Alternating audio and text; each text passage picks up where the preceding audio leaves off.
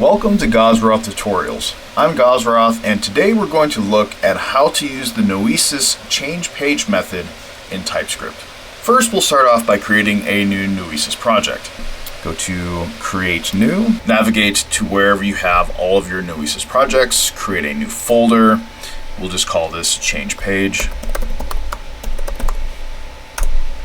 And then we will call the file name the same. So we're just going to hit F2, copy that, open it, and then paste that in there, create project. This will be a simple project similar to my intro video. We're just going to use a text block and a button. First thing I want to do is rename the XAML file.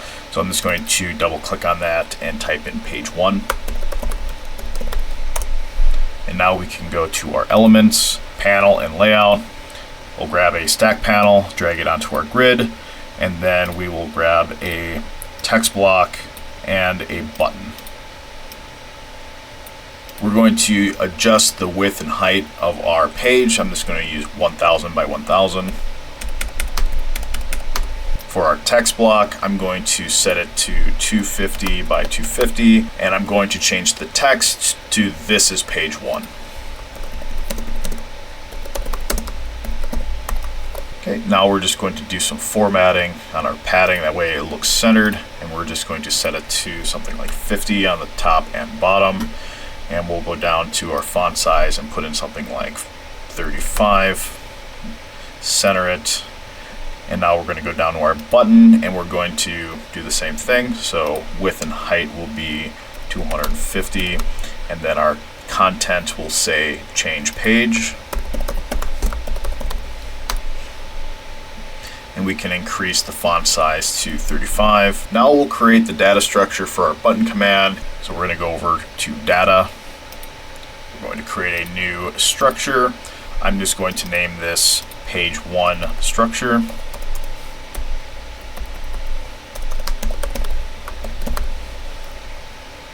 And we need to add a button click command property. So we'll click on this plus sign. We'll change this to button 1.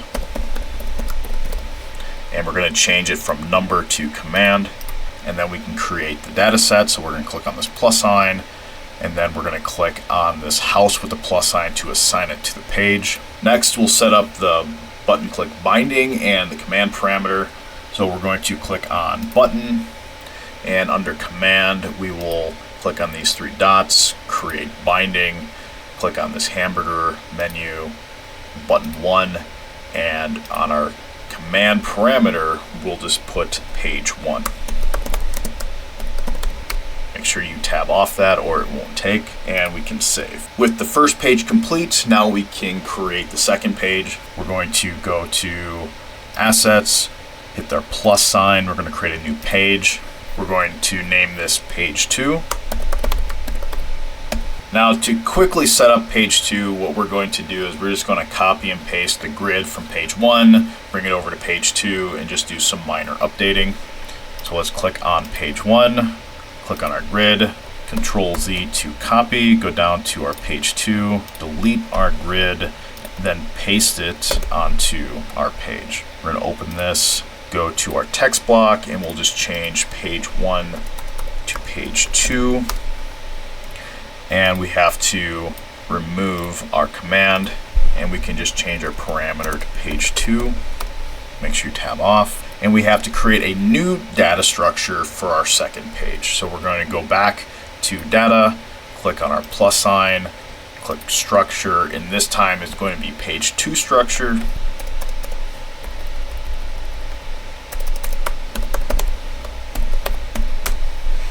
And again, we need to create a button command, so we'll click plus sign on properties. This will be page 2, and we'll change number to command. Create the data set and assign that to the page. Go back to our button, and we'll go onto our command and create the binding for our button. Now with both pages complete, we can save and import this into Horizon. So I'm just going to go Control S and save. Here we are in a brand new world, and in order to import the asset, we're going to go to our asset library, My Assets, go to whichever folder that you save your Noesis projects in, click Add New, Noesis project, choose files on your device, navigate to where you save the project, open that folder, click the Noesis project, and then it will grab the parent folder, zip it up, and we can import. Once it's been imported, right click on it and place. Select the Noesis UI in the hierarchy, position it to where you want. Select the root XAML that you want. We're going to select page 1. Click attach script, new Noesis UI script, and we're going to name it ChangePage. Create and attach. Click on the 3 dots and edit script. Now we only need to import component from Horizon Core, so we can remove all of these.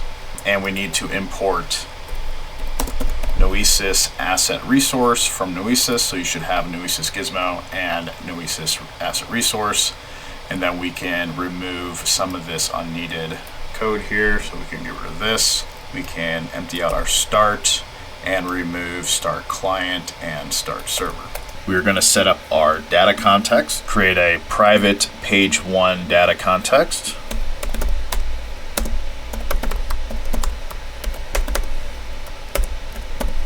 And that will equal our button command, so equal, and then if we open up our data structure,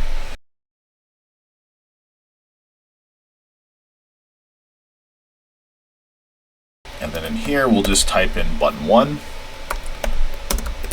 We did pass a command parameter, and that'll just be a value of type unknown, and we'll have this call a method. And that method will be this dot change page, and we're going to pass in value. We do need to create this method, so we'll go down to the bottom of start and we'll pass that in. And we need to do the same thing for page 2, so we're just going to copy our data context, paste it, and we'll just change it to page 2. And our button command was button 2. And it's going to call the same method, and we'll just do some logic in here to determine which button is being pressed. Next, we need to create a couple private variables to hold our Noesis asset reference, and we'll call them page 1 XAML and page 2 XAML.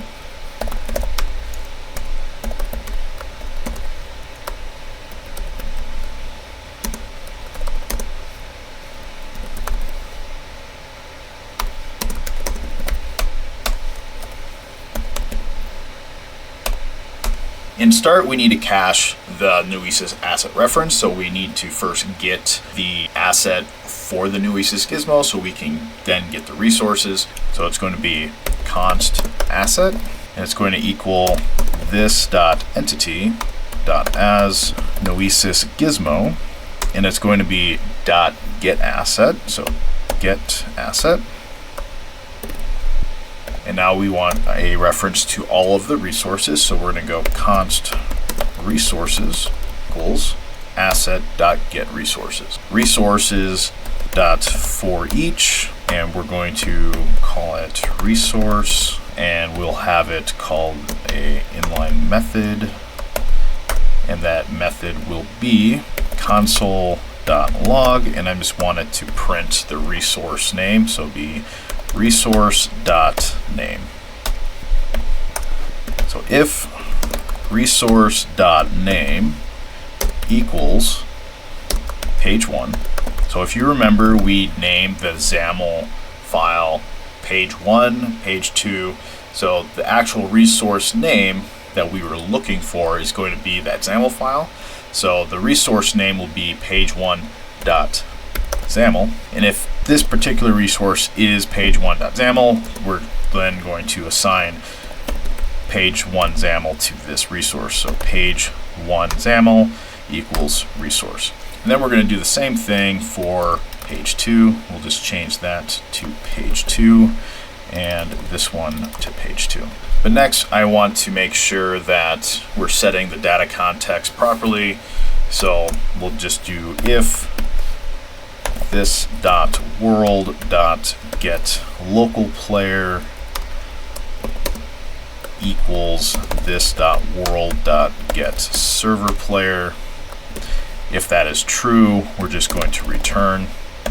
And then if it's not true, if it's an actual player, we will go this.entity.as a Noesis gizmo, and then we'll do .data context equals page 1 data context. That's the one we have assigned in the properties panel. And then if the player hits that change page button, we need to do something. So I'm just going to go const string equals value as string, and then if string equals page 1. Now this is how it's typed in the command parameter in Noesis Studio. Now we can set it properly. So it'll be this.entity.as, and it's going to be Noesis gizmo. And we're going to go change page, and we're going to pass this.page 1 XAML. And since there is the possibility that it's undefined, we do want to make sure that it does in fact exist. We'll just copy this, and we'll go and this.page 1 XAML. And then we need to update the data context, which we already have here, so we can just copy and paste that over.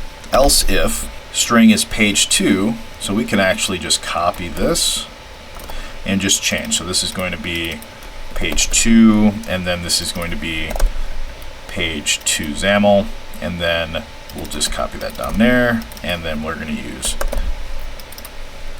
page 2 data context. However, I do see a bug here because page 1 should actually be changing not to page 1 but to page 2. So we will need to update this. If string is page 1, we're going to check page 2, and we're going to set data context page 2. If it's page 2, we're going to set it to page 1, and we will set this to page 1. So we can save that, and we can go back into Horizon, wait for everything to compile. Here are all the different resources that are in that array when you get resources. So you get the Noesis file, you get the XAML file, you get the data structure, and the data set. We only needed the XAML files to do this, so that's why we had to do those checks. When I created the data context for page 2, I named the button event page 2 instead of button 2. So we're just going to save that, go back into Horizon. Now when we click on it and change a page, it does kick us out. But we're on page 2, I click on it again, we're back on page 1. So we can go back and forth between the pages. Unfortunately, it does kick us out when we change the page. I tried a couple different ways to prevent this.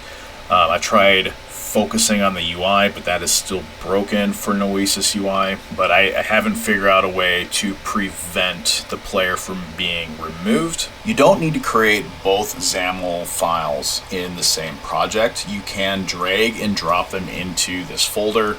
So if you have a different project that you want to change to, all you have to do is grab the XAML file, drag it in here, go into your Noesis data sets, bring in the data set, and bring in the structure. All you gotta do is paste them in these folders, and then you can use the change page, just change between those two XAML files, and you will have access to the data context as well. That's all I have for today's video. If you have any questions, comments, or concerns about the video, or have any suggestions for a future video, please let me know in the comment section below. Also, if you enjoyed the video or learned something new, don't forget to like, subscribe, and hit that notification bell so you're notified of all my future videos.